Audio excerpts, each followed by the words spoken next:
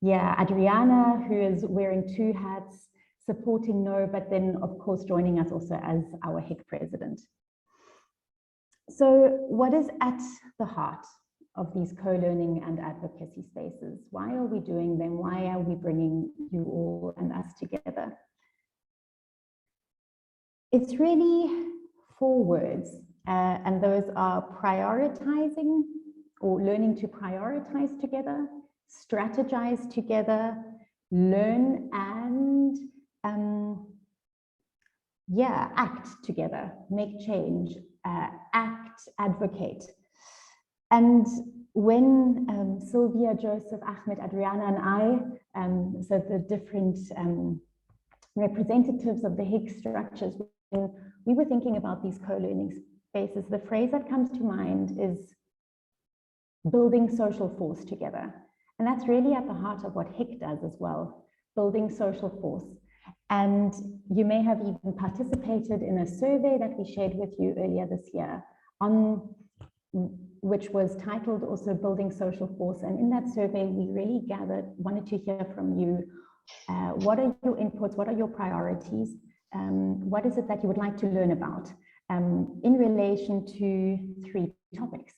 And those 3 topics are feminist approaches to habitat,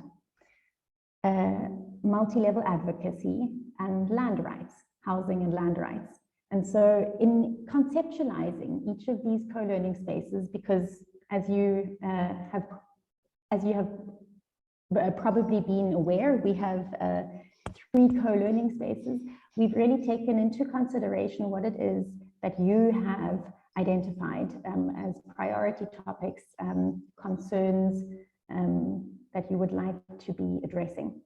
So in a nutshell, this is the very first session of the very first co-learning space, so it's a really special moment. We will be meeting over 4 weeks for the month of February, every Saturday at this time.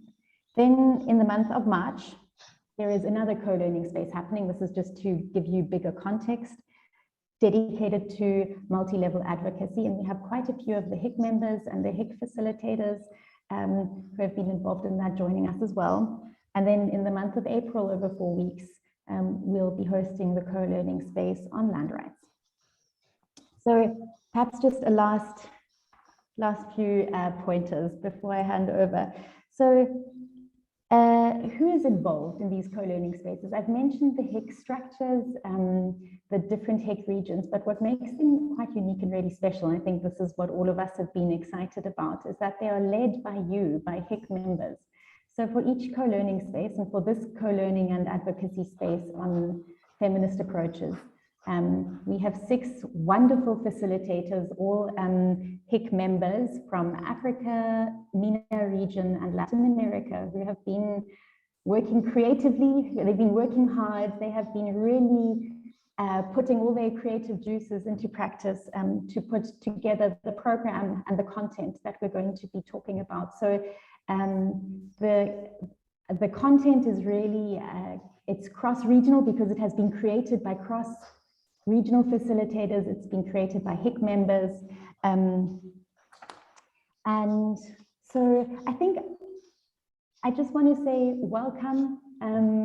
Feel free to learn together, to make suggestions, to express yourself openly. We are really delighted to have you here. And without much further ado, I would then like to hand over to one of our HIC facilitators who will be introducing themselves and saying more about this particular co-learning and advocacy space. Thank you so much.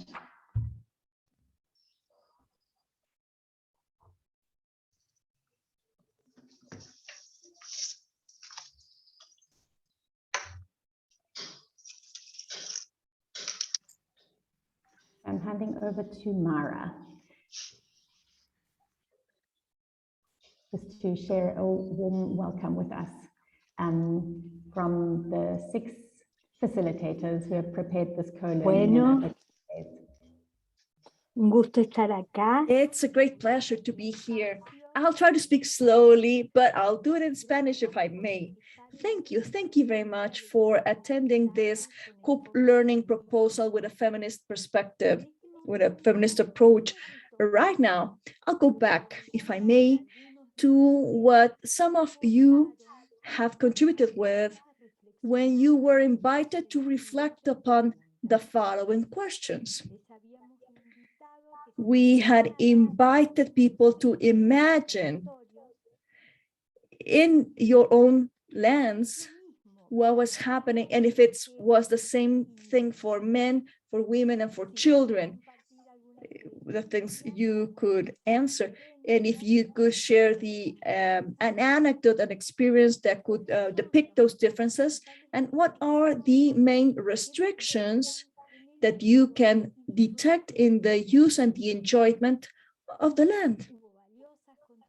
There were some very valuable contributions, and so we summarized them in 3 categories. One of them is that the patriarchal system, the hegemonic patriarchal system, has an impact in different social areas, such as land owning, urban design, public transportation, how gender violence is experienced, care, work, urban infrastructure, and many other areas. Therefore, there's an exclusion, there's a marginalization of women and children, especially girls. And so those who do not follow the rule of the male, white, heterosexual, productive man, they're left out. A second category is that it is very important for us to keep an intersectional perspective when we answer to those problems. Intersectionality is important because inequality that is caused because you belong to a certain race, gender, social class, or the way in which you use the land, or your sexual orientation or identification, because our body is the first territory in which the omissions, the oppressions of the patriarchal system are experienced. It is within our bodies, as Rita Segato says, it is our bodies that are the victims of what the patriarchy imposes on all of us. So our own bodies, this is the first space that is colonized, especially for those who have a body of a woman or of a LGBTIQ plus person, or if there's a disability as well. And therefore, these people have a restriction in their freedom of movement, and there are different types of isolations that are imposed on them that are not only restricted to what COVID has done to all of us. The third area is that this marginalization, this stigmatization, the discrimination gives rise to different violence, different types of violences of dissident women, be it sexual, physical, psychological, economic, or institutional violence. Any violent situation that is experienced by a woman or a dissident group has an impact due to the action or omission of society and the state. It impacts the whole collective of women and the diversity groups. Therefore, we would like to highlight that the following reflections have been made all throughout the regions. We are living in unequal territories, and that is why it is so important for us to make this concept visible for everyone. From the perspective of feminism, we realize that everything that is personal is also political. So stemming from the analysis of this reality, we realize that the habitat and studying the habitat is part of the feminist agenda, and the feminist approach is also a part of habitat. Okay, so that is one first reflection when speaking about the contributions of what everybody has brought to this discussion. Thank you. Muchas gracias, Mara. Many thanks, Mara. My name is Adriana Allen. I think I know most of you. I am HIC president, and I was invited by the group just to introduce Anna Falou. Anna Falou doesn't need much introduction, but let me say anyway a few words. One of the key proposals for today is to travel together through the history of feminism. Where are we coming from in order to understand where we are today and where we're going to? And when we look at that history, Anna has been at the core of it, not only in Latin America, but clearly international. Anna is the representative of feminist women's and feminist movements within the HIC's board at the global level, but she has endless fights within the region and globally. She has been a core voice together with many other women in really pushing for something that is not just looking at women as in terms of their basic needs, but their rights, and moving from women's rights to understand the rights of many others, that intersectional perspective that Mara was referring to. Anna pre-recorded. Anna is with us today, so we're going to have the wonderful privilege of interacting with her. She pre-recorded a presentation that we're going to share, and then she also pre-recorded 2 wonderful interviews that I will introduce as soon as this first presentation ends. So I don't know who is, yes, we got it there. So Anna, it's all yours.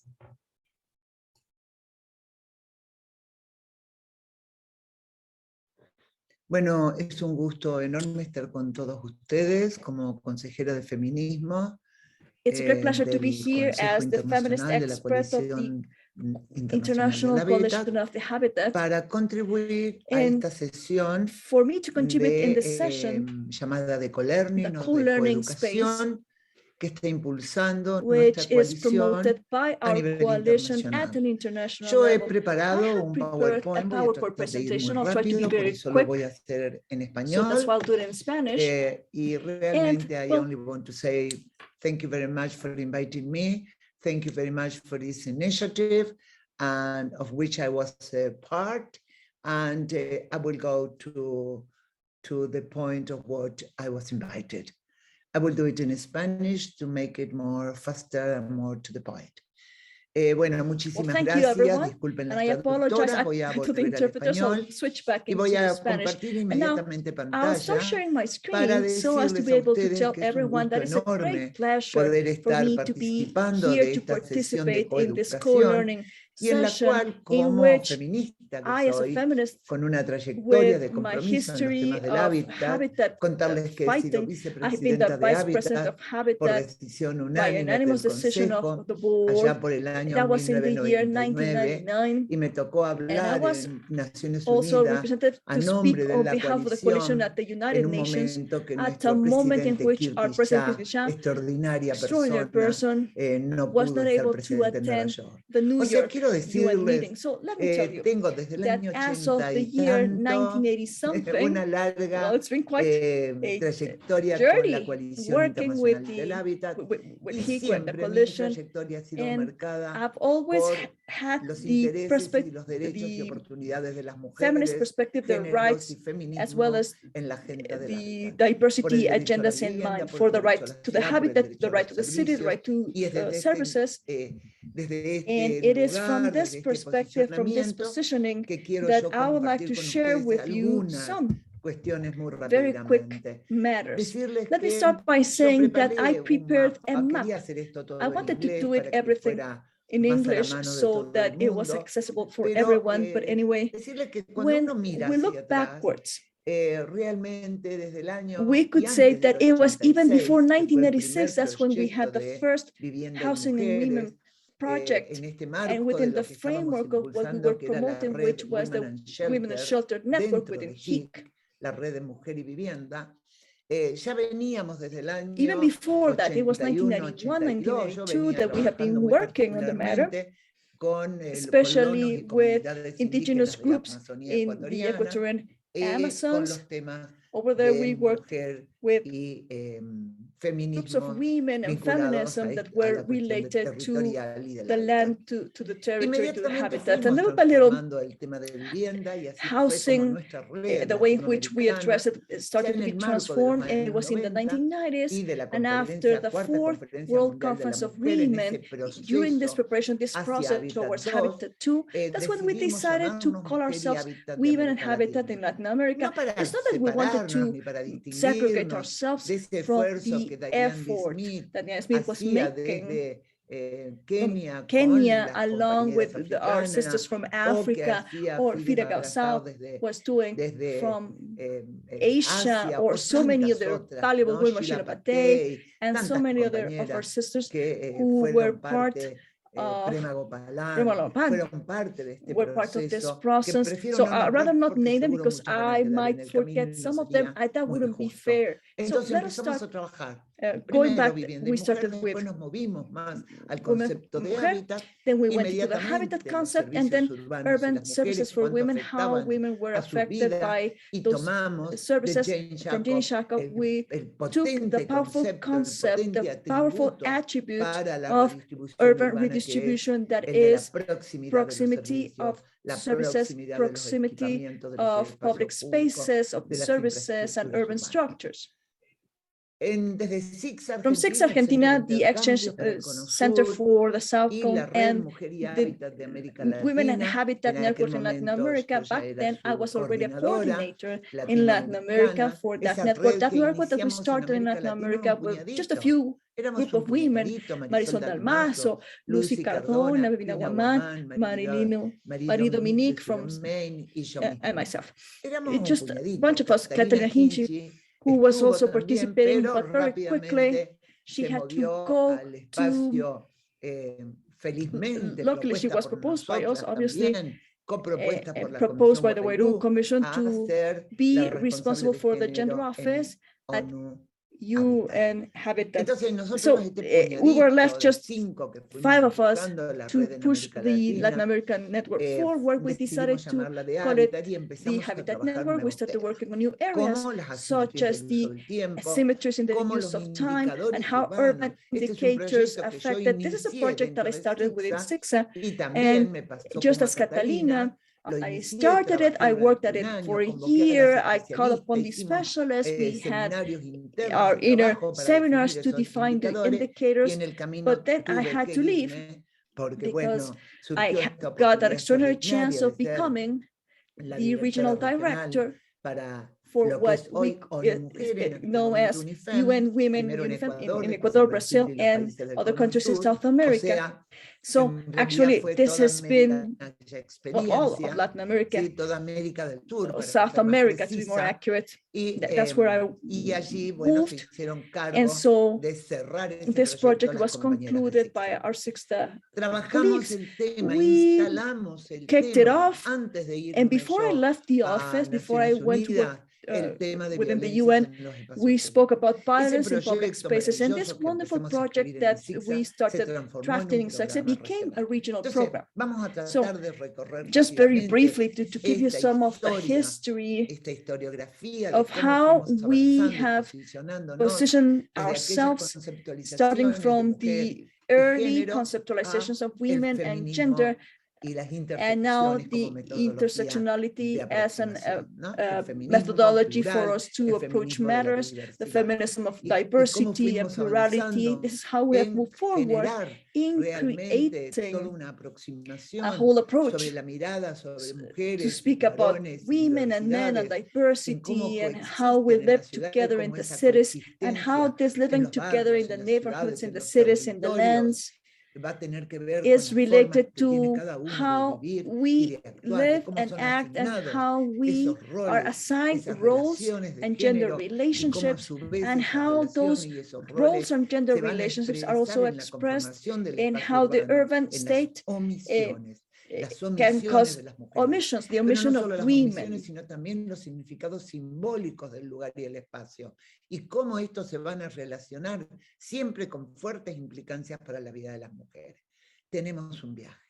un viaje de más de casi 4 décadas, ¿no? De la Red Mujer y Hábitat de América Latina, que empezó siendo la Red Mujer y Hábitat de la Coalición Internacional de HIC, y que después tuvimos la necesidad de pararnos desde nuestras autonomías a comienzos del siglo XXI, sin perder nunca el vínculo con HIC, como con otras redes, como la Red Mujer y Paz de Centroamérica, como la red de WICI, Women in the City, Mujeres en la Ciudad, iniciada por las canadienses, que fueron en buena parte Anne Michaud desde Canadá quien nos inspiró y nos from Canada, tomamos de sus aprendizajes, how to take from this learning. Apologies that you could not hear me. She talked about 4 decades, 40 years working with HIC and the Women in Habitat, and how she was networked with other organizations in Canada and other networks, as well as Women in Cities, etc. And now she's continuing to say these non-governmental organizations with, for example, Women in Habitat in China. And we also have the feminist articulation with the Mercosur connection. And I think it's very important to note this, because this is an interconnection that's not just one that is feminist, but it's also one for public policy advocacy, and it's very important. So we've been working in these areas of Women in Habitat in different countries throughout the region. Now, there's never been a specific process that's limited to one organization. Everyone has had very significant actions on their own, and this has been, again, 40 years of activism in the local level, but also regional level and international level. And this is an invaluable possibility for communication and knowledge sharing, and the best arguments possible to be able to put forth our issues in El Salvador, Nicaragua, Mexico, and Guatemala, and Colombia, in Ecuador, in Chile, Brazil, Paraguay, Uruguay, Argentina, in almost all countries of Latin America. We had presence. Sometimes our presence was stronger than in other places. In some places it was weaker, but we were always able to interact, for example, with a very active website that would really, I would invite all of you to take a look at. It's called www.redmujer.org. Now, the debates around cities regarding feminism,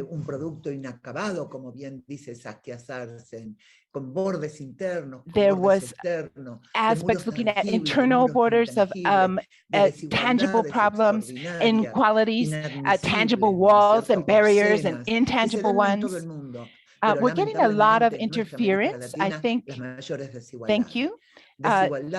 Someone's mic was opened. There's also been a problem of facing fragmented cities. And we see how these women are omitted and in fact not incorporated with this focus on a Eurocentric culture that does also not take into consideration other males. It's only looking at the productive white heterosexual male.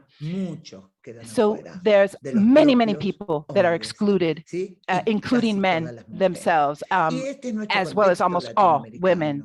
And that is the Latin American context, our context of climate change, which today is affecting through this virus and pandemic. Since 2019, we're seeing half the entire world being affected, but we're seeing how people's lives are being affected, and our eco-environmentalist lives are being affected because they're basically at the hands of big corporate interests. We can see new configurations of urban settlings happening, and we see this model of extended cities with many necessities, and how this model cannot continue to be sustained. This is a model that none of us can continue to advance towards equitable cities if we do not change this situation, this level of poverty, and this constant situation of people being pushed off of their lands and then they're out of their territories. This idea of these issues of habitat that we face daily, many times people are thrown off their lands and they cannot find other places to settle. We can see increased insecurity and lack of safety, more violence, and of course, within that, gender violence. And so we're not just talking about criminality or drugs, but we also have to take a look at gender violence when we look at lack of safety.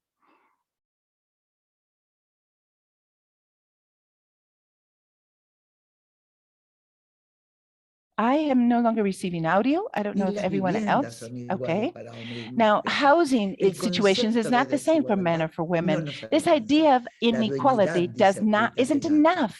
We need to look at dignity. We need to look at ownership, rather. We need to look at how people are pushed off their lands.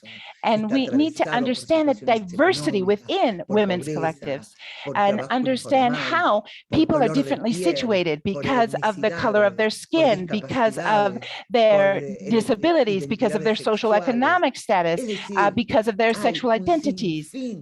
There's endless identities that cross through us all and contribute to this diversity and must be recognized. And that's why it's very important that all policies and actions take up this emergency of the pandemic, but it has to look at the structural aspects of poverty, of structural poverty and inequality.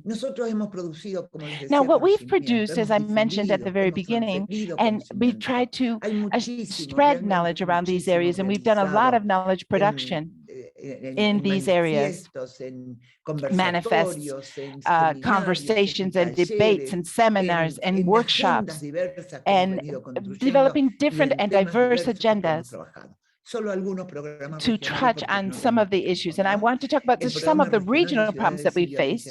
For example, there's a regional program of cities without violence for women and trying to build safer cities. We were seeing this already before 2006 when the program officially began. We started in 2004. We were working with Flor y Cristal in Peru and Sixan in Argentina, and we were looking at how we could develop a proposal to talk about this violence that was not being discussed, that was not being visibilized, the violence that women were facing. So we began to look at this with different women's agencies, and we were able to get some support from the Spanish agency, and together with a network of women in Habitat, we were able to launch this program of cities without violence towards women and safe cities for all. And this was a flagship program. This was a program that truly allowed for progress to have arguments and to put the issue on the agenda. So we see, what does it truly mean to work on the issue of women's violence against women in this idea of habitats? And we were able to work nationally, internationally on this issue.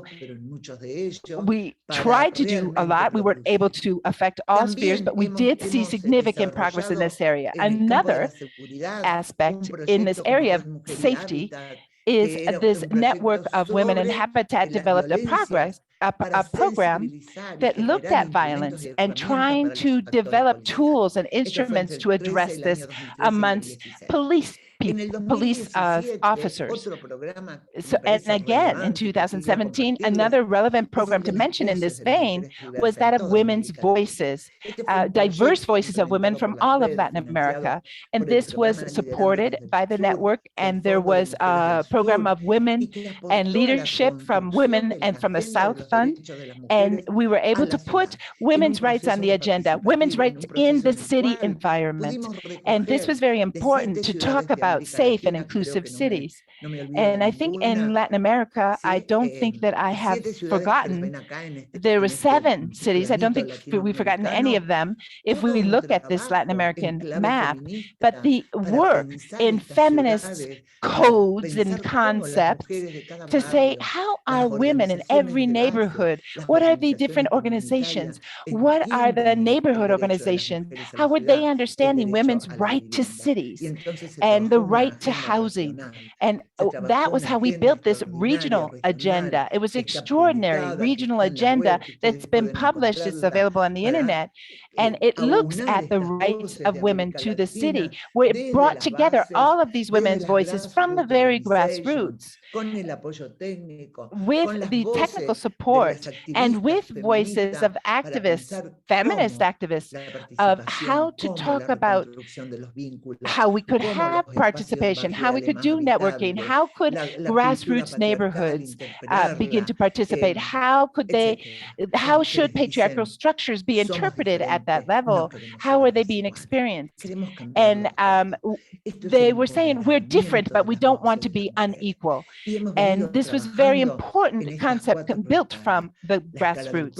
So now we looked at the 4 scales of approach, and we looked at one's body, one's home, trying to move towards the collective idea, the collective housing, collective services, the neighborhood level, and the idea of the proximity criteria, and also the very complex issue of transport and other aspects. So each one of these scales has their level of complexity. Now, what do we want to offer you when we're looking at how we're committed to contribute to these processes as women and habitat in the coalition and with other networks and with other spaces, with Women for Peace, with our sisters from Africa and from Asia? How are we interconnecting? How can we address and look at inequality and have it on the very center of the discussion? With the lack, we want to eliminate the mission of women, and we want to look at diversity together with inequality and try to qualify this inequality and begin to understand nearness, proximity, localization, local access, accessibility, the status of the neighborhood, of settlements, of locality for one's everyday lives as women. And so with this idea, we're not trying to look at this change then of gender roles, and we're not looking at production and reproduction, and we see that this also has to be continuously worked upon, because everything is born out of the development and the wealth of society comes from social reproduction. So we felt this was something to address as well, and it's looking at the environmental aspect as well. It's so critical, looking at energy consumption as well. And as we begin to look at even architectural proposals from housing onward, any sort of building, we have to think from a feminist point of view, or rather from caring the environment, of caring for an understanding that the pandemic put a live face on how it works, and the need to address it has to be considered in this pandemic realm. So we're trying to look in a cross-cutting and interdisciplinary perspective and multi-scale perspective, where the intersection is understanding diverse oppressions. It has to be intersectional points of view. We need to look at the different relativity imposed by distinct religions. There are different oppressions that different people experience in diverse ways. So in reality, whatever we're developing as habitat policy is policy. It has a value, and we have to work in these areas, because omitting women and not recognizing their needs, and also the need to recognize their contributions. We recognize that this allows for building different spaces than when only men are considered, because we have to look at this. We're the caretakers par excellence, and we need to understand our work, value our work. It wasn't even taken into consideration in the accounting of how violence also is affecting us, and what are the different participatory methodologies, and what are the different maps that show how this violence plays out. When we begin to see, for example, in HIC in Argentina, we could see this very powerfully in the different seminars and workshops that we've carried out, where we're hearing the very voices of women who, from the grassroots, together with voices of feminist reproduction and reflection. And these are permanent gatherings and processes to strengthen in our country and in our region the analysis and the relationship around women and habitat and feminist articulations from the Mercosur region. And this is a process through which we are looking at habitat, feminism, gender, women, and habitat in Argentina. And we've been working in this way at generating different types of experiences and looking at different issues like care, like the empowerment of women's voices in every single territory. There's so much more that we could talk about. But we have many successes at the international level, regional level, interregional level, in every country in the world. The new urban agenda, in fact, which has a list, like a wish list of many things. We have to take this up, look at CEDAW, that is looking at the right to live without discrimination, and the Beijing platform too, which continues to be valid, the Charter of Women's Rights to City, and our own charters that we've worked on as Women in Habitat that we presented in 2004. We have all of these bases. I'd really like to thank you all for listening to this presentation. But this, of course, isn't a space that I have to be the only one presenting. I've invited three key friends, but I haven't had all of the responses. I would have loved to have had her reflection, the reflection of another person from Women and Shelter in HIC. But we do have two, the current coordinator of Women in Habitat from Latin America, Marites Condon, and also we'll hear from another speaker whose trajectory from Asia has been pushing for significant work and committed work against people being pushed off their territories. Thank you so much. We'll hear from them now. Muchísimas gracias, Ana, por esta impresionante. Thank you so much, Ana, for that quick and impressive overview. This extraordinary journey, 40 years, 4 decades that coincide very much with the 45 years of existence of HIC as a coalition. We have now two of those voices that Ana referred to. One is Maria Fidesz Bagassao. Maria Fidesz Bagassao, for those of you who don't know her, is from the Philippines. She's based in the Philippines. She was for many years an active player at the leaders and organizers of community organizations in Asia, and a key player as well in the Wider Commission and many other platforms that Ana has highlighted.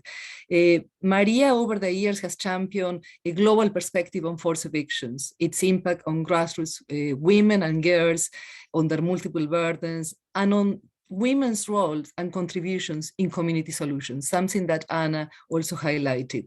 The second interview that we're going to watch now is with another key player in the feminist movement, Maite Rodriguez Blandón. Maite is based in Guatemala. She's the current coordinator of the Latin American Women and Habitat Network.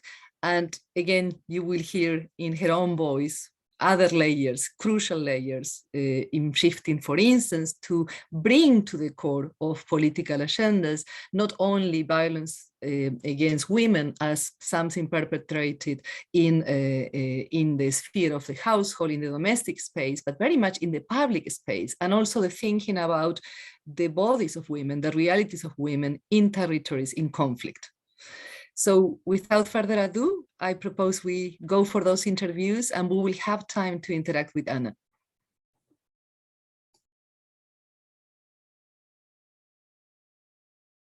Well, Fidesz Bagassao, this is a pleasure, enormous pleasure. Thank you very much. I would like to explore the story with you, yeah, and to really know where the beginnings, your beginnings, and your connection and linkage with the Women and Shelter. How did you arrive to this commitment to women and city, women and habitat, women and land issues. First, thank you again for your invitation, Anna, to join this dialogue and the journey with how I began to be involved with grassroots women, and definitely with the Habitat International Coalition, and subsequently with the Huayro Commission. I am, for everybody, my name is Fides Bagasao, and I'm from the Philippines, and I'm a community organizer since the late 70s during the martial law in the Philippines. And one of the main issues of Metro Manila, where I worked, was eviction, because there was a lot of eviction arising from infrastructure and beautification projects of the then martial law government, or was there no government? It was just a military rule, and therefore I met there the members of HIC, like Kore, Scott Lecky and his companions. So this was one of the main connections. So there were very important advocacy. One main important advocacy with the Kore and with the link with the HIC was our advocacy to repeal. It was not a law; it was just a decree by the dictator Marcos, which criminalized squatters. So anybody who can be arrested. That was a criminal. It was a criminal thing to do. So that was our advocacy up to two governments after the martial law, and Kore and HIC were very supportive of our advocacy up to the how do you say, ECOSOC, where we made representation, and this was supported by Kore and HIC. So I think there were several campaigns that we were also successful. That was the main. That was our main, was to repeal that decree. So that one, I really feel grateful for that. But of course, when you're related to eviction, that means that you will be linked with women, because half of the population will be women, and the main issue was that children would say, we want to go home after an eviction, and women say, but we are home. But they say, we are not at home, we're on the streets, just like the garbage. So I think this really struck me very much. Like, a child wanted to go home and the mother could not say anything. And the child say, oh, why the garbage? They have even a house, like drums. How come us people, we don't have anywhere to go? Or a small child, one afternoon after a strong rain, I saw him playing on the streets, trying to dig some gravel or sand that's coming from the, somewhere after the rain. And he said, I said, what are you doing there? Why are you playing there? He said, no, I'm trying to get some sand or gravel for my father to fix our house. And these are coming from little children. So all of this always made me remember, these young people, how, if they grew up like this, what kind of citizens they will become. But how did you link to HIC? And how do you remember those beginning of the Women and Shelter in HIC? And in the subsequent relationship with Huayro Commission? Yeah, okay. I think I met the HIC had a General Assembly, I think in Manila. That's where we met, right? You were all in Quezon City, and we went to a disco. And you didn't want to go home, and I said, hey, you have to go home. Yeah. So anyway, that was my first link physically with the General Assembly of the HIC. And then later, so of course I was linked with Women and Shelter, and the main issues we then were really the right of women to shelter and land tenure, but also against violence, and also about our participation in our how do you say, in our democratic representation. Those are very important, but also access to, opportunities, entrepreneurship, and livelihood, or even support for women to be able to work. These were important issues for women and shelter. And I think the tools then were, we had a Women in Shelter Network newsletter. So that was very good. We were in touch with that because there were no internets. And then I became, I think, a representative for HIC, for Asia, an alternative for Sumsuk, the interconnection between the HIC, Women in Shelter Network. I think there was a event at the UN Habitat in Nairobi, where we engaged with the Habitat's Secretary General to, how do you say, highlight the role of grassroots women and women organizing. And this was through the Women in Shelter at the time. I think this was even before the Habitat 2. Yeah. So I remember this, we had this kind of, but at the same time we were all, and there was no Huayra Commission then, right? There was only the, how do you say, the super coalition that was before the Habitat 2, and that was in Beijing. That was in Beijing, was Huayra Commission was established, not yet formalized, no? So it was after Habitat 2 that the Huayra Commission was established because of Wally and Dow, who proposed that all women who are engaged in human settlements and women and families can get together. So anyway, this was the start of the Huayra Commission, and because we were all together, no, key leaders of HIC and the Super Coalition and other organizations. Well, who were the NGO forum in Habitat 2? We were the first NGO forum. And this was the model of all the other fora that happened, because there were no NGO fora in other UN summits before. But this was that was one of the, I think HIC was very key in that NGO forum for Habitat 2. So I think that this was the, how do you say, the meeting of the HIC and the Super Coalition. And after Habitat 2, that was when Huayra Commission was established. We really built networks and connected in those super coalitions. And it was Manila, Istanbul, Beijing, New York, doing all those efforts to be present over there, advocating and relating among others and among us, doing this strong relationship at international level and of all different regions of the world.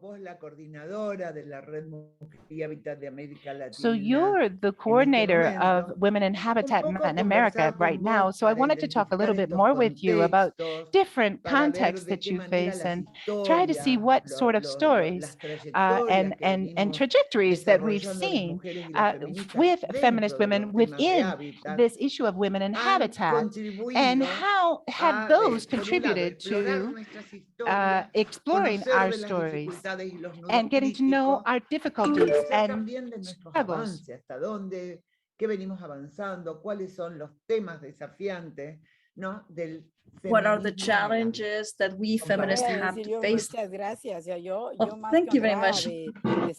I feel very honored to be part of this initiative and experience. Let me tell you that we have raised a very important subject. Aside from what you're saying, women, habitat, feminism, but I believe that the Red Mujer Habitat in Latin America, and I feel very proud to be the coordinator of the region, we have raised local agency, because local women as political actors, as political agents in the land, we believe that that is something that's paramount, in the sense that the voices, because yeah, maybe we have been part of this transformative process with Women and Shelter. I still remember Fides and Diane, and I still remember when we got to know one another. Anna, remember?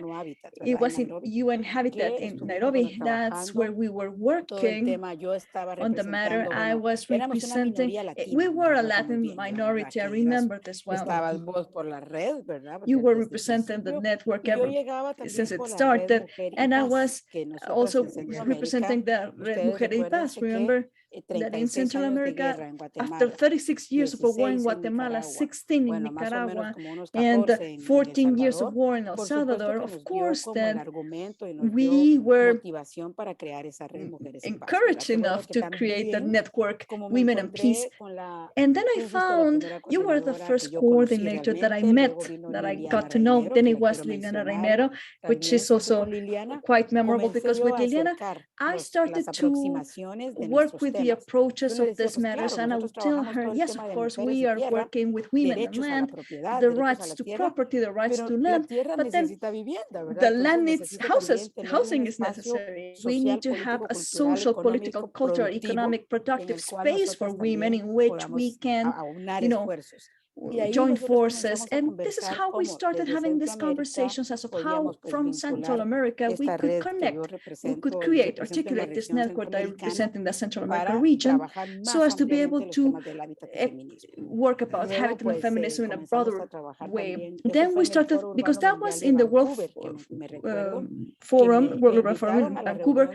I was invited to that meeting.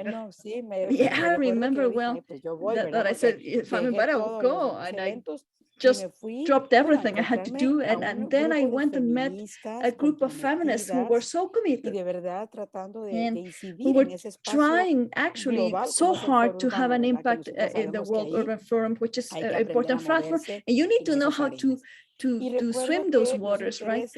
I remember that the fundamental interests that we were defending there were how to construct safe paths for women.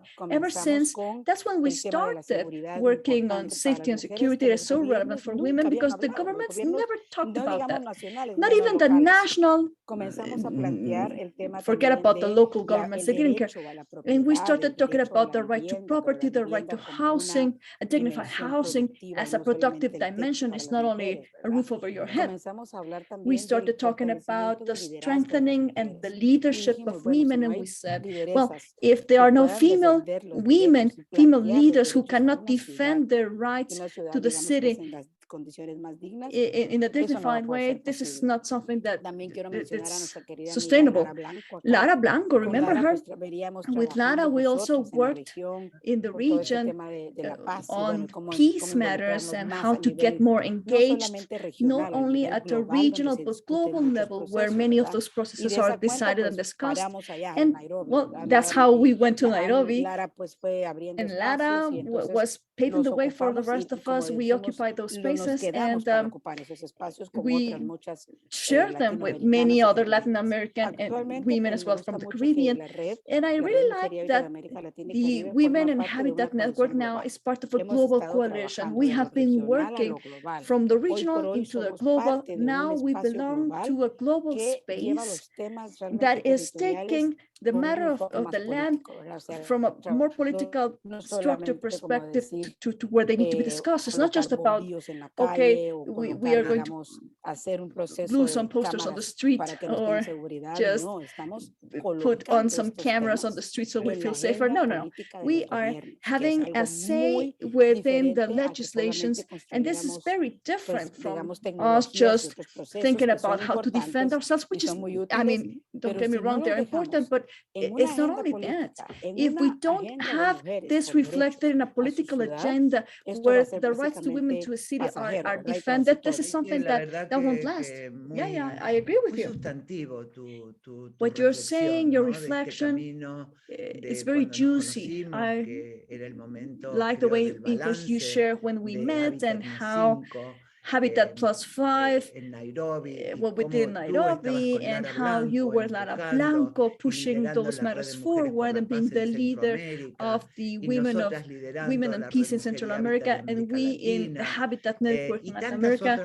So many wonderful women who did great work in Beijing. We first met when the Wairu Commission, we was a network of networks. So little by little, we started weaving those connections so that we could become stronger in defending our political agenda, which is what matters, as you say. And the leadership that was created with these people, with this agenda, all connected to the peace processes and to defend against violence and to defend the land, housing. So I would like to ask you now, what are now the core subjects that our network, Women and Habitat in Latin America, is defending?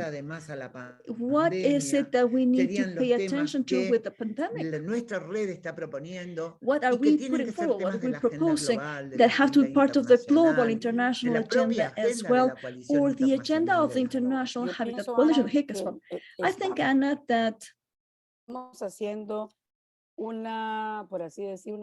are playing important role as stakeholders.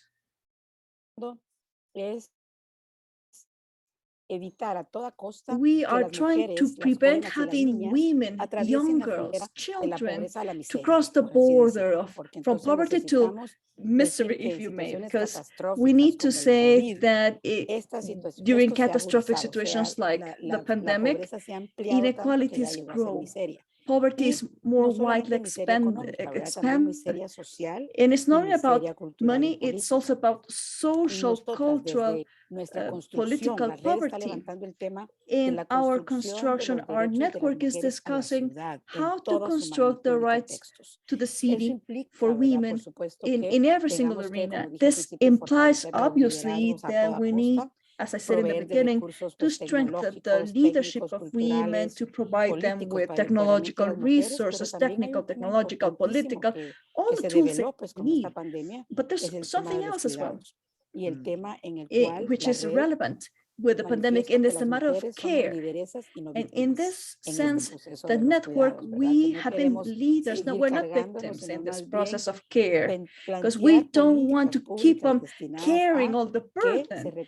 We need to think about public policies that are meant to make certain that this role of women as main caretakers is acknowledged, so that we are looked after. That's important. We need help. We need production, consumption, schemes in which we are taken care of so that we can take care of others and we're not exploited. That's what we're doing, where the focus should go. But it seems to me that we have raised the voice of access to public spaces that is equitable.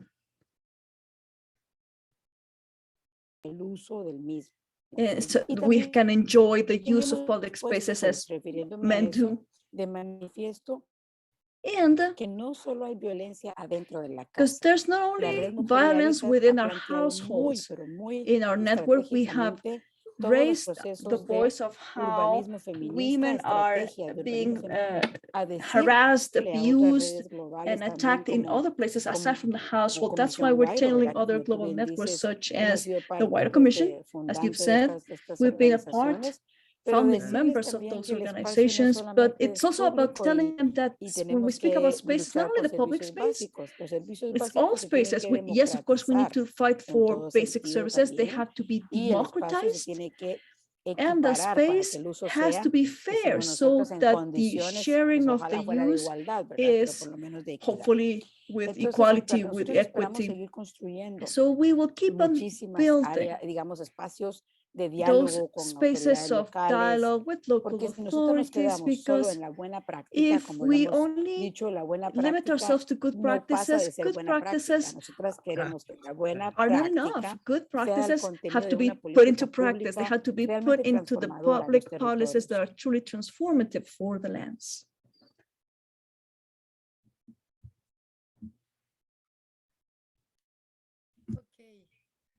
Well, thank you very much again, Anna. They're not with us, but thank you, Fide. Thank you, Maite.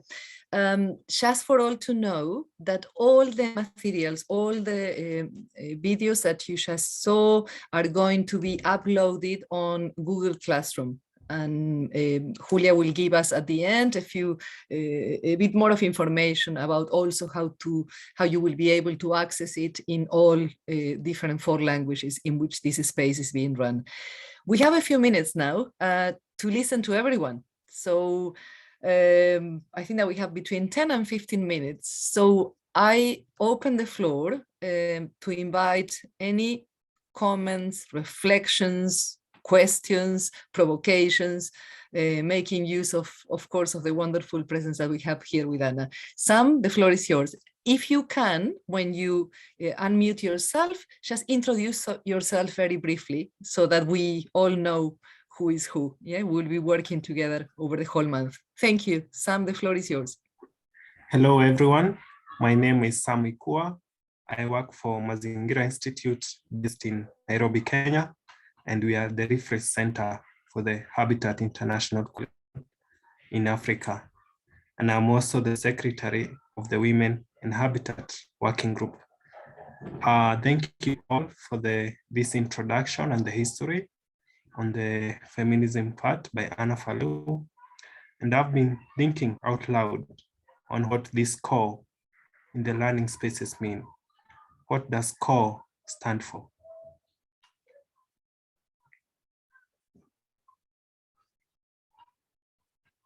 Sorry, thank you, Sam. What does in the co-learning mean? I will leave that to Anna and we will come back. I would say as a starting point, the co refers to the learning with each other and from each other. But I'm sure that Anna will expand much more on why the co in the co-learning is so important. Just before I give the floor to Anna, any more, we can collect 2 or 3 points and then I give the floor to Anna, just to give space to more voices. Including the facilitators as well. I was thinking perhaps you might want to take the opportunity and this time we have as well to introduce yourself briefly, the 6 facilitators that have put this space together. Belén, please. Belén, la palabra es tuya.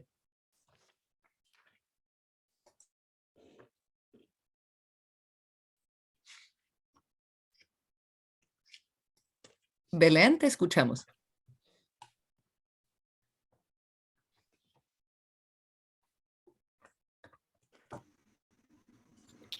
Está mute. No te escuchamos, estamos atentos, pero aún no te escuchamos. Ok. De acuerdo, te leemos en el chat. Bueno, vamos a leerla en el chat. Parece que no funciona su micrófono. In the meantime, anyone else, remember you can raise your hand or unmute yourself. Yeah, and participate. Or make a comment on the chat. Exactly, as well. Yeah. We're keeping eyes everywhere. Yolande, is that a hand? I can see has some hand. Yeah, okay. Belén, esperamos tu aporte en el chat. Y mientras tanto vamos a Yolande y luego a Hassem. While we wait for you, Belén, we will go to Yolande and Hassem.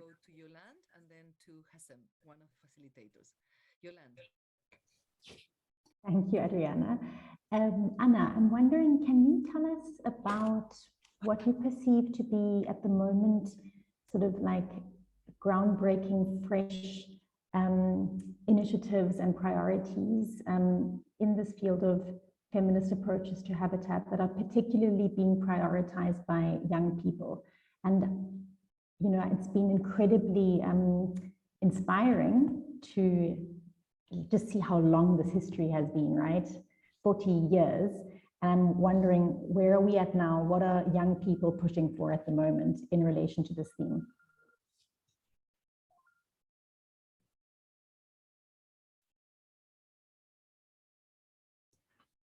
Thank you, Yolande. Hassem and Anna, you can also see Belen's question now on the chat. Hassem, please, the floor is yours. Hello everybody, I will speak Arabic. شكرا أدريانا وشكرا. Thank you, Adriana, and thank you, Anna, for this beautiful information. My name is Hazem Abdullah from Jordan in the Middle East, and I'm one of the facilitators in the co-learning space on feminist approaches.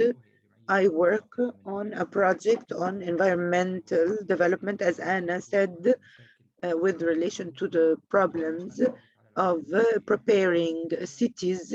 We have an experiment or an experience that may be somewhat strange in Jordan that affirms the problems with relation to the network of public transport, and it can have a major impact on, after some time, on feminist work and on women being able to access places of decision making or even becoming active participants. I will not mention the whole story. I just want to mention the importance of this story. We will talk about this more during this session on advocacy, and thank you very much to the group and to Anna. Thank you so much, Hassem. And yes, Hassem's input is also important because it tells us as well about what is going to be one of the key focus, one of the key stops in this learning trajectory, which throughout, but on the fourth session is going to focus the gaze on advocacy. Andrea.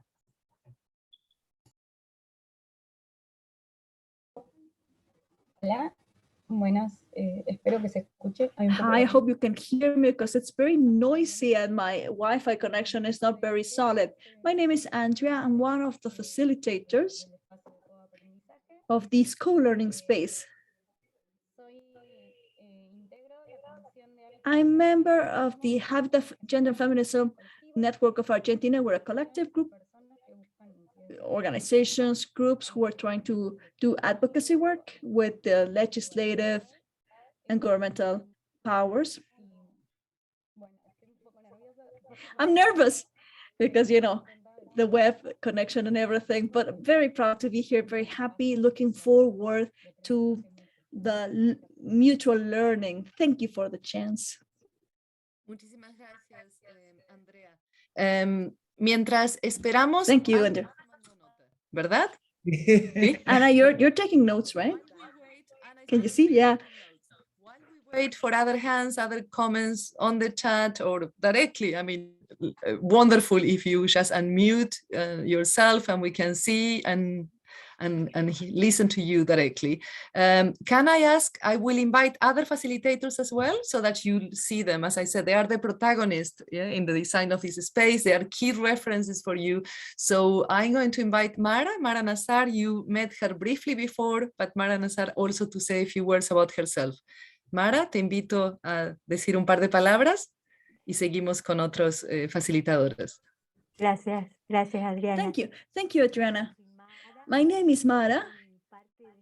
I'm part of HIC, the same organization where Anna works. She's our executive director. We have been working together for many years on this type of matters, feminism and the habitat agenda.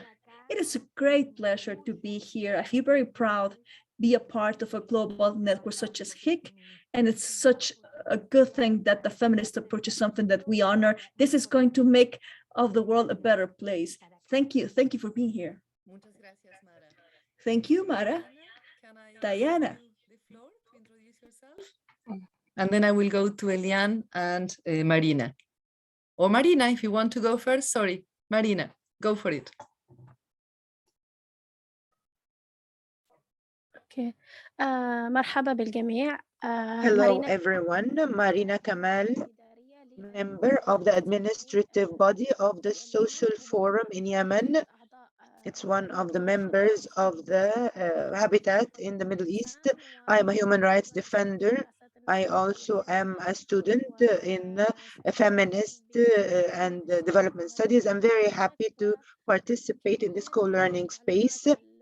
The information, the amazing information about the history of HIC over 40 years. I'm very excited to learn more from this co-learning space. Thank you.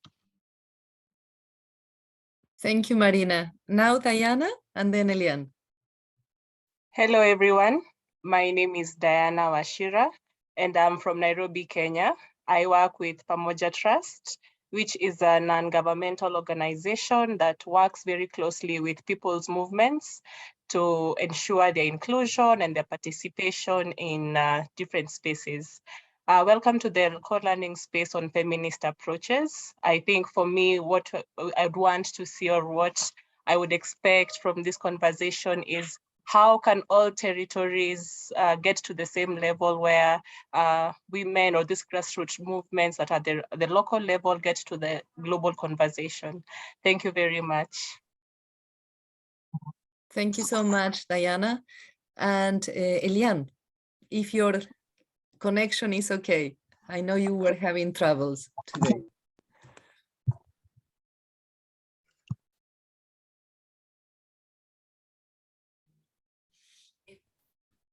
If it's not working, we come back to you. Just to say also that we have with us some of the facilitators that are leading other co-learning spaces. I can see a few of them here.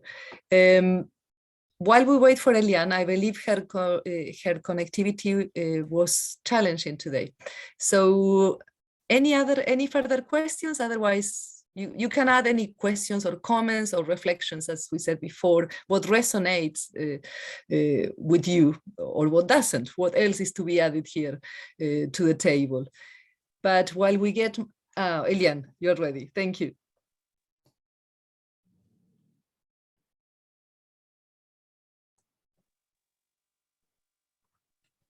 Vous pouvez prendre la parole. Merci. Bonjour. Je ne sais pas si on me voit. So if you can see me? Can you hear me? Hello, hello. We can hear you well. I am reading you from thousands of kilometers. I am in rural area, thousands of kilometers away from the city. And this is my village, but I was fortunate enough to connect on my internet. I am in the Conje, an organization that is working on advocacy, on training, building of capacities, economic, on laws, and they do a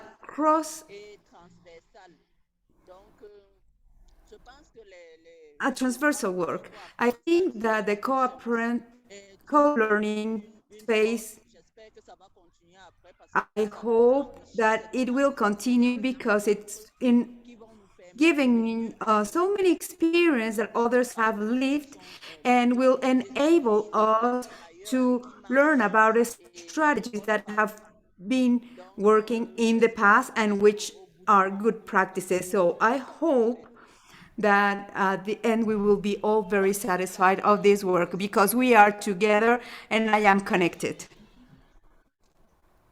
Thank you so much, Eliane. Merci. So I don't see any other hands or comments on the chat. So Anna, the floor is yours. Some reflections on the questions, on the provocations put forward. Bueno, hola, hello everybody. Can you hear me? Yes? Okay. I don't know what is better, if to speak Spanish or English. Bueno, voy a hacerlo en español porque so I'll switch to Spanish because I see that there's a lot of Latin audience and the interpreters, they're great. So first of all, I'd like to thank this space. It's really exciting to see the co-learning space being a reality. And to answer to Sam, what do we mean by co-learning? It is a joint learning, collective, cooperative learning, the one that is adding collective knowledge and experience, and it's actually working with intersectionality, bringing voices from different latitudes. And in this sense, I believe that the first thing that I need to do is to thank the committee that's worked so hard to make this space possible, to make the co-learning a reality, so that there can be co-education, mutual education. So let me very briefly say that Yolande has done a wonderful job, Adriana, and as well as our HIC secretariat, the president, because they are the ones who really brought up all the muscle. The rest of us, we've joined in, but it's been them who have been very decided in this, getting all the support that was necessary to make this co-learning space a reality. Julia, who has been working hand in hand along with Adriana and along with the international committee, where we have so valuable members such as Eliane, who's just spoken from Africa in French, or Hatham, who is so wonderful to have the male perspective from Jordan. He's so committed to this subject. Zaya Washira from Kenya, Umara, my dear colleague, in so many years working together, or Marina from Yemen. It's just wonderful. This is something that we could have not imagined in the past. 5, 10 years ago, this was just something that was, not even imaginable. So that's why I tried to bring a summary of the history, to bring the voices of the past, because they would rejoice. We would have to bring so many other voices of how this was all constructed. Andrea, and I hope I'm not leaving anyone behind, but anyway, to each and all of the people who have been committed in the work to build this puzzle, which is not an easy thing to do, to collect the voices, to collect the opinions, the experiences, to structure them, to present them with a thread that makes sense. This work that we have been working together, it's not been easy. It has had some tension, of course. Luckily, we've always had a productive tension amongst us, and that's a good thing, because it is only by confronting our ideas, by creating a tension, is that we can be honest and become more committed. That's the only way in which we can adjust our way of thinking, our logic, our argumentation, our dialogue can be brought to a healthy fruition. This is how we can build this critical path of moving forward in our way of thinking. Anyway, I believe that it is a healthy thing to look back and to bring the lessons from the past and to acknowledge how the different perspectives, because the perspectives have changed. We first started speaking about women during the 1980s. Then we spoke about gender in this theoretical construction that can help create a relationship of men and women, basically, and to understand that we could not speak about women without speaking about men, and the synergies that happen between us in how we construct everything in society, especially the habit, which is something that we were concerned, and this is something that we were committed to. And then the feminist approach. And what is new, what is different about this? I guess that in one way or another, Yolande, I would answer your question by saying that I believe that now we are moving forward with an agenda that is much more plural, more diverse, more inclusive. We are honoring diversity as best as we can, so that we can create an intersectionality of all of the oppressions, or at least those oppressions that are more visible to us at the time being, which are from our feminist perspective, with the focus put on women and diversity and dissident bodies, by disassociating from a binary perspective, because the world is much richer than that in our expressions. So when we understand, when we speak about intersectionality, how are the oppressions added? Because it's not the same thing to be an indigenous woman who's poor, who's a single mom in Latin America, than being a white educated woman somewhere else in the world. Homosexual. It's not the same to be a young Black man living in territories where he is not recognized compared to being a white, employed, heterosexual male who has an education.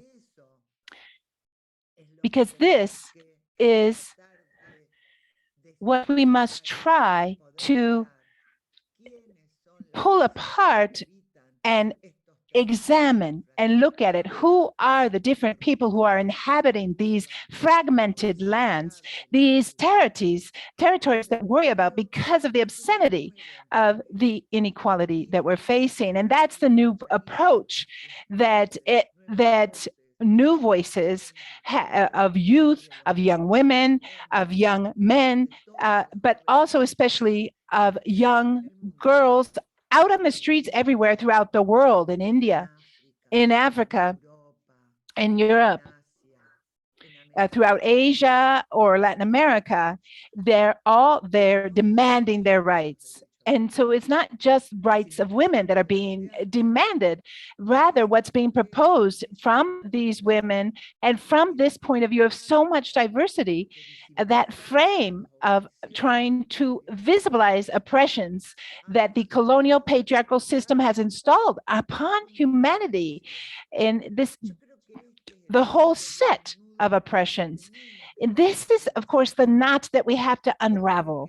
This is, of course, what would allow us to look from plurality, from complexity, at the different issues that we are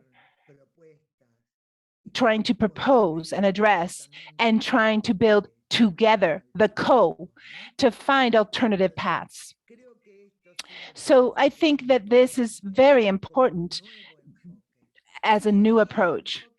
And this new approach, of course, also brings many different gazes and new issues and puts them on the agenda. And again, with the pandemic, we've seen that it's been put in evidence, it's been shown up, this reality, this diverse reality. And while we do know that there are many structural inequalities that have to be visibilized, but also there are other inequalities that have been made visible, such as the whole question of care. And what does care have to do with territory, with land? And I was so appreciative, and I really liked what was said.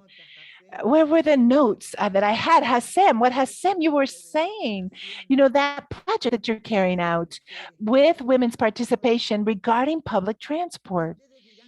You know, you might say that care with transport, you know, what does that have to do one with the other? And I think it has to do, everything has to do with this, because it's women who are still part of humanity until we can transform this patriarchal and masculine vision of the world that's divided in what's productive and what's reproductive, until we can finally see that productive and reproductive are a continuity. It's a continual process, and we have to work on these issues together and jointly in that continuum. And when we look at services, if we look at the spaces and the distance to a particular place, these are central to how we can improve habitat conditions for women. And so this has to be addressed.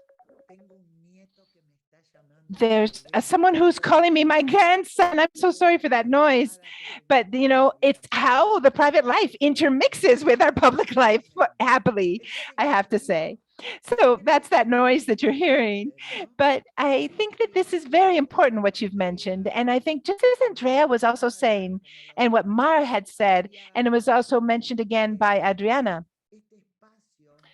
this space that HIC has provided for us will really be marvelous for this, to be able to share our reflections and to put together all of these differences that we might be experiencing. I hope we have differences, because this will help us to really deepen our conversations and debates and see where we have to put the weight of the different issues. What are the issues that we want to focus on and prioritize in our agendas? If we want to have a habitat agenda that's looking at territory, that's looking at housing and looking at services and the right to land, and not omit women from that view, and not omit diversity from that view. So in each one of these contexts, in our contexts, every situation, it's going to be different. It's going to be different in Yemen than Syria, than Nairobi, or in Senegal, or Argentina. But I am certain that we will have strong interconnecting points. And it's from that point of interconnection that we can begin to think on that common agenda. And I think that I would love to know more, Hassem, and maybe have a meeting with you about working on this issue of the networks of public transport, because there are some interesting experiences in this area in Latin America. Now, I've heard more about and worked directly on the Mexican experience, but there are experiences in other countries, and they've had different viewpoints. But there's been a lot of learnings in that process. I know some experience from Montreal in Canada, that Canadian women and sisters from the network of women in the city, they were proposing some initiatives there in Montreal. And I think we have to get to know those initiatives so that we can see where we've gotten it right and where our challenges have been. Now, Belen was asking, and she couldn't speak, but I saw the question in the chat, and talking about what are those experiences that we know that are feminist community experiences of community participation. And I would say, Belen, that we do have many experiences that are so interesting from the Women in Habitat Network in Guatemala and El Salvador, in Suchitoto in El Salvador. And these are experiences that have come from non-governmental organizations offering technical support to social and grassroots organizations in Mexico. And they've been really positive experiences. And this also is connected within HIC. There's a full process of participatory design. And one component of that gaze on participatory design is the way that different perspectives of gender are included. And there, we have had progress around issues of violence in the program that I did mention before, of cities without violence against women, safe cities for all. That program has done some work on the public spaces of participatory design, for example, and of community participation in that design to be able to influence the local government agendas. And there are some evaluated experiences that have been documented that we could also share with you all.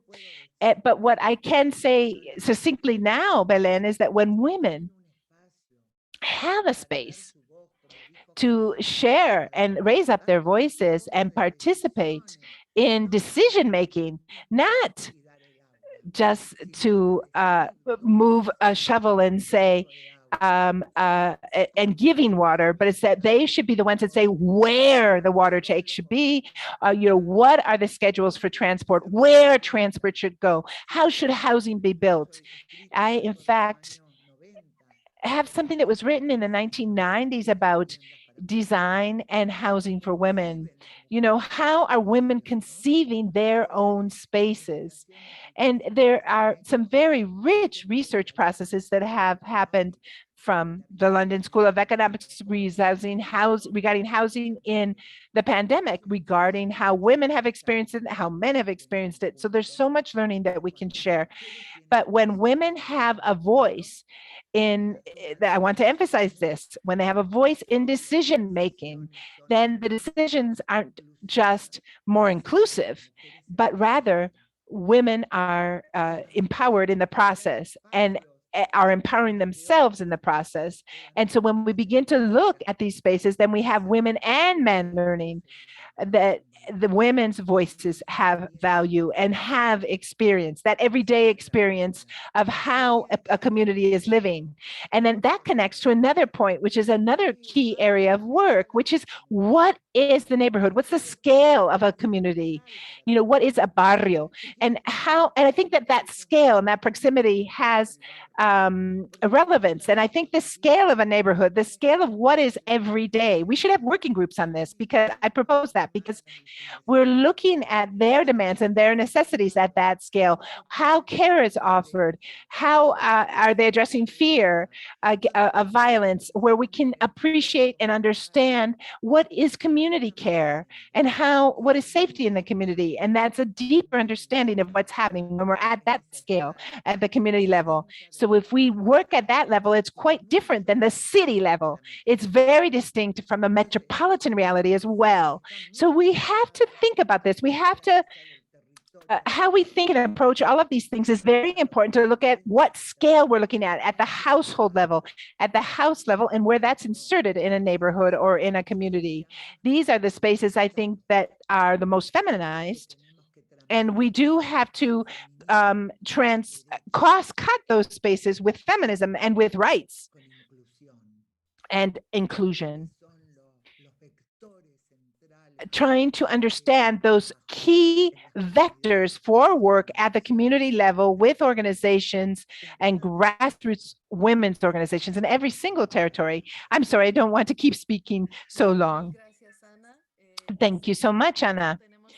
I know that we do have to close this section of our discussion because of our time limitations, but there was a question from Laura, and I don't want that to be abandoned, but I think that you did touch on it a bit, Ana, and there were some comments from Emmanuel and from Sam who were saying that it's so good that men are also included and involved in these discussions here. Sorry to the interpreters, shifting again to English. I know that the team of facilitators had ready a beautiful Jamboard to get us together, but also that they have much more to share. So I'm going to leave it to Andrea to decide. I'm going to give the floor now to Andrea, and she can decide if they want to go ahead with the Jamboard or with the next steps that were planned. Thank you so much, Ana, and thank you so much for everyone for questions and comments, and just yeah, it's always beautiful to listen to everyone. Thank you. Andrea, la palabra es tuya. Andrea, you have the floor. Hola. Hello. I hope you can hear me because there's so much noise around me. Bueno, muchas gracias a todos. So thank you to everyone for everything that has been shared. And what we had hoped to do was have a Jamboard session. We can look at how we could follow up on this because of the time element. Can we do it asynchronously, perhaps? Sí, les queríamos comentar. But what we did want to share with you is that what we would do is share a Google form. Why? We would like to set up a calendar with all the actions, feminist actions and advocacy work that people will be doing. What are your important days of commemoration at the local level? What do you consider to be important at any level of advocacy for women's rights? I'm no longer able to hear Andrea.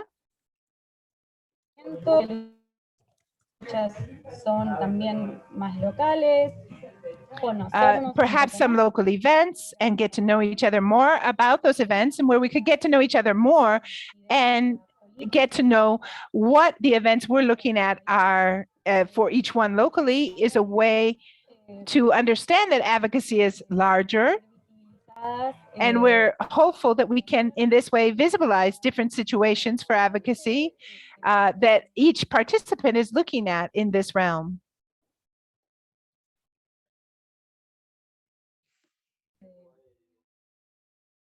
We can fill in the Google form, and it would be taken up again in our fourth session together, where we are very specifically looking at political advocacy. Again, Andrea is cutting in and out. I hope that I've caught the gist of what she's trying to say.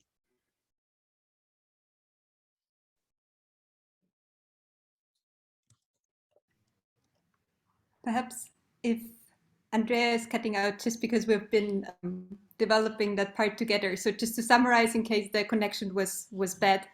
The idea was to build a collective calendar for which we have developed a Google form that I will show you in a second.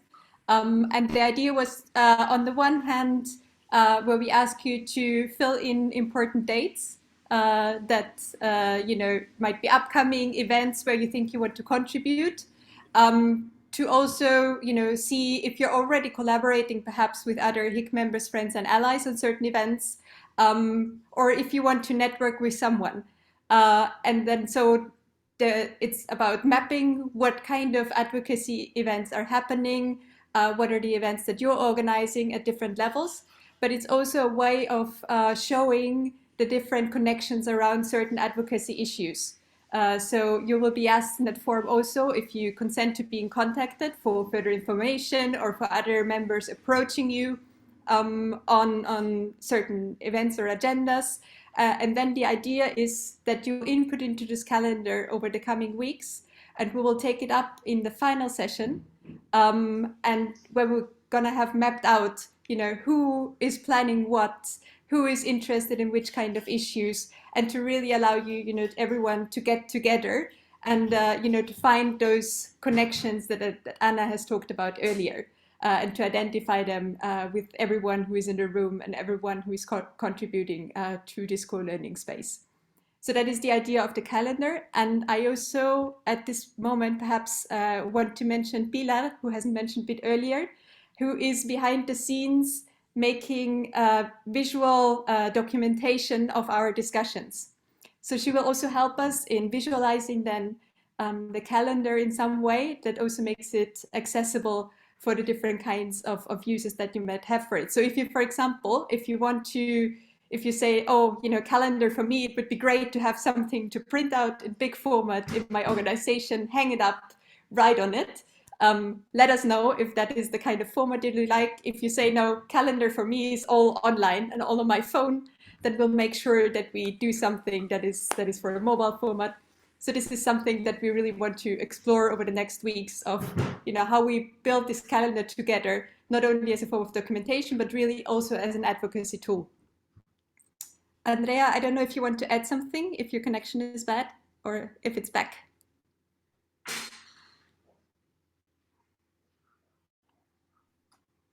Andrea? Okay, still that. Okay, then perhaps what I would like to do, because the 2 hours are coming almost to a close, first of all, to say thank you so much to everyone who has been preparing this session. And thank you also to the interpreters and to the HIC-GS team and the translators who are working behind the scenes and are a bit more invisible. Because 2 hours is always too short. What we really want to use is to also facilitate a discussion in between those sessions.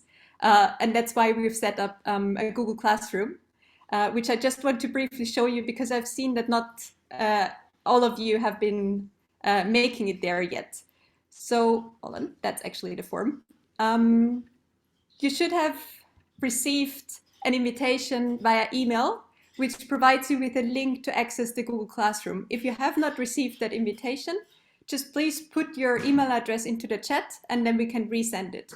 The important bit is that it should be a Gmail account because that's, Google Classroom, big corporate spaces, unfortunately.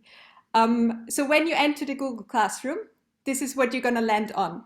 And you can access that obviously according to your own language, whichever way your account is being set up. So the landing page is something like a discussion forum, which is where we asked you the question to share your experiences. And you can either comment on other people's experiences here, for example, or you just write a new post and announce something to the class. So if you have any experience that you want to share, that you want to talk about, any examples that you know that relate to the session of today, please just feel free to completely appropriate this space and use it as you wish. We try to, and that is something that Yolanda has said before as well, to make all the materials accessible in the 4 different languages. But if you're posting on stream, please just use Google Translate in order to read each other's contributions and to interact. So on the class work page is where you find all the materials for all of the 4 sessions. We will upload them progressively, each week upload new things. You find here the Zoom link. You find on the top a guide on the Google Classroom, how to use it, how to use different translation tools, which allow for interacting with each other perhaps a bit better. We will upload here as well the recordings, as well as the wonderful presentations from Anna, and also the full conversations that she had with Fides and with Maite, which were much richer and also much longer than what we saw today. So you will find them here, and we will subtitle them and upload them. As for next week, what we would like to ask you for is a small preparation exercise, which is, because the next week is going to look at violence and inequalities, is to share stories from your region and talk to those themes, either as a text or as an image. If you go to the session 2 preparation, you will find a link where you can add your contributions in any kind of format. If you think you want to share a video, if you want to share an audio, if you want to share a photo, if you want to share a text, please just add your contributions here. We also have here the link to the advocacy calendar, so you can fill in as many events as you have on the agenda. They were all recorded, and we will get back to that in the final session. And finally, because this is our first time ever running the co-learning space, that's especially, I think, why we would really, really appreciate your feedback, just very shortly, to answer 3 questions. What have you learned? What are you taking away from today? What is a key thing that you have learned? What did you enjoy most? And then also, please just let us know, what we could improve, what we could do better in the coming weeks. So yeah, I just really invite you to look around here to see where you find different resources, to add your own resources. And then importantly, in the People tab, you also see who everyone is who is in the co-learning space. And if you click on people, you can email each other and get in contact with each other, which is also, I guess, quite useful. Are there any questions? Sorry, I haven't been observing the chat.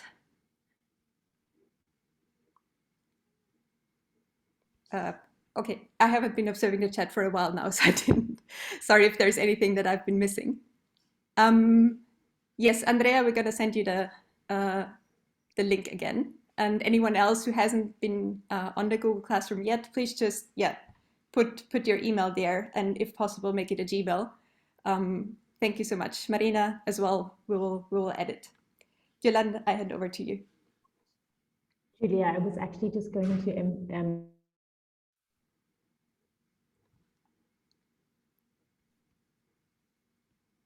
requires every participant to have a Gmail address. So they are very easy to create. So if you have any trouble, I'm going to put an email in the chat, and you can just email us at the General Secretariat, and we can help you create a Gmail address if you don't know how to do that. Otherwise, send us that Gmail address and we'll add you on as soon as possible. Great. So with that, looking forward to our next session. So the next one, as I already mentioned, is going to be on questions of violence and inequalities that, I think Anna and Maite and Fides have all started to talk about, and also contributions in the chat. We're very much also talking about the invisibilities of certain intersections of identities, for example, which definitely will come up next week again. The third week is going to look at questions of care and other works. And then the final session is where Hazem already pitched the advocacy strategies, the feminist advocacy strategies, and really, getting into working together and building, as Yolande initially said, our collective muscle. Yolande. Thank you very much, Julia. I thought it might be helpful to emphasize again, I think you did mention it, but as part of the co-learning sessions, we are asking, so we have these 4 spaces once a week together of 2 hours, but we're also asking everyone to dedicate 1 hour of your time during the week. And Julia, so just to have a look at the different materials that are on the Google Classroom. So Julia shared that, and I believe also ahead of next week, there'll be a little bit of preparation work that we'll ask for you to do. It's really just to engage with some of the materials, perhaps a little bit of reading, but just to remind you about that. And yeah, I think otherwise, in terms of any practicalities, that's it from me and my team for now, but also just to say any questions, email us. I'm going to put that email address in the chat.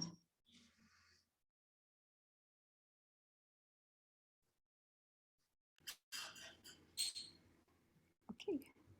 Unless there are there any questions, any concerns, any doubts? Everyone okay? Any suggestions for next week? Things you really want to do or learn about on the issues of violence and inequalities? Just put them in the chat or your token. We also have some spaces, to be honest, a bit more spaces than we anticipated. So if you want to invite more members of your organizations, I'm aware that some of, especially Latin American colleagues, we've asked to join through one account, but then just please let us know, and we can make sure that, this space is become welcoming for even more people. Priscilla. Hi, everyone. Oh, let me turn on my video so I can say hello. Hi. No, I turned off again. Thank you very much. This was incredible. Thank you for accepting my application. I wanted to know, I just saw the invitation, I'm sorry, to join Google Classroom, and I just joined. If we have difficulties navigating it, I'm not sure, can we write to the General Secretariat during the week to, so we make sure we can catch up. Okay, all right. Thank you very much.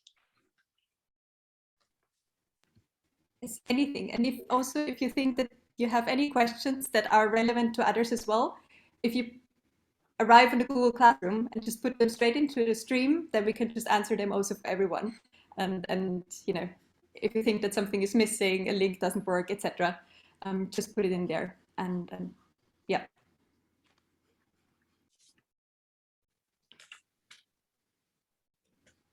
Okay.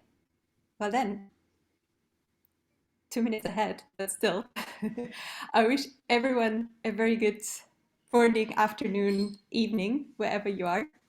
Thank you so much for making this such an exciting, welcoming first session of the first co-learning space. Also, just a heads up that Areli, who is in the room as well, and some the multi-level advocacy facilitators are soon launching their call for participants for that space.